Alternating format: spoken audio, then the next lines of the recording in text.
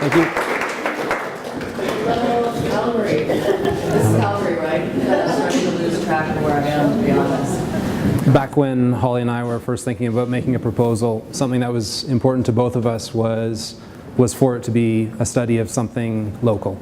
And so rather than hop on a plane and travel across the ocean, we decided to think about where might a train actually take us.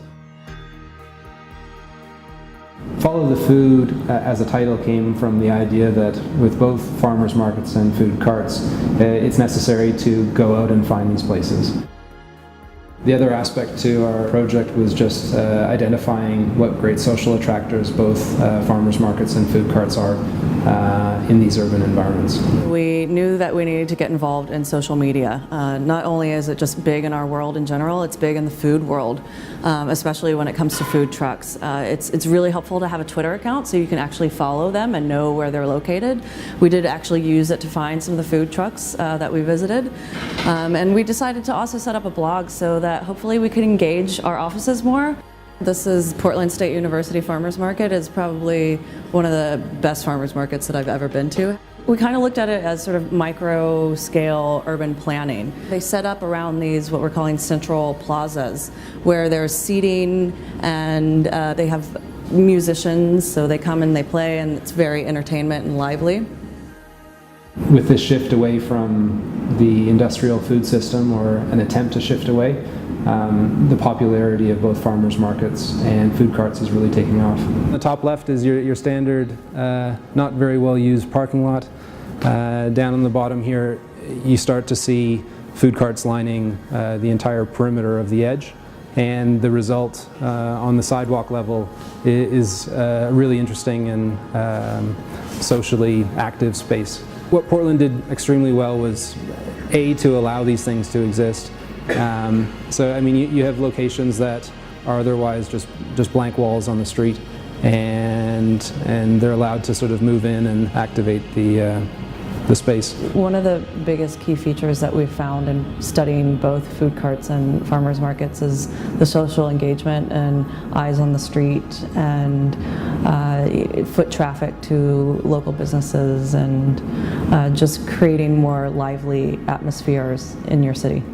Okay, next stop, Seattle. They did a pilot program where I think 20 vacant lots were tested, and so what they found is that it was a really good way to attract people back to areas that were underutilized. It put eyes back on the street in areas that had sort of become a little too sketchy for most people to go to. Cities should think about allowing for a zoning that would permit sort of food events and food carts to exist on these sites, because a surface parking lot on its own really is offering nothing in the urban environment.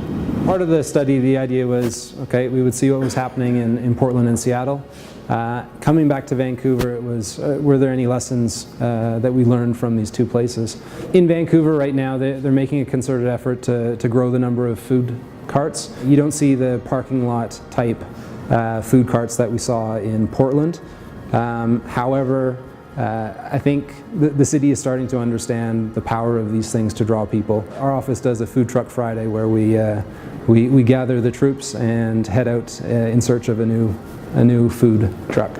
In all three cities that were visited, the power of food carts and food trucks to engage the public and activate spaces was demonstrated clearly.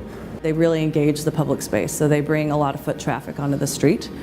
I think it's been, a great opportunity in that it's allowed us to focus on an area of study that we both are passionate about. Dialogue encourages you speaking up about what you want to focus on. They want you to find the area in which you maybe want to spend more time in, and they're really flexible with that, and I really appreciate that very much. Dialogue's offered a great opportunity to work on a whole variety of project types and scales, and it's this breadth of work that keeps everything interesting. If the right project comes up, I'm sure that we would both jump on the chance to either, somehow incorporate food trucks or farmers markets into those projects, because they do really enliven a space.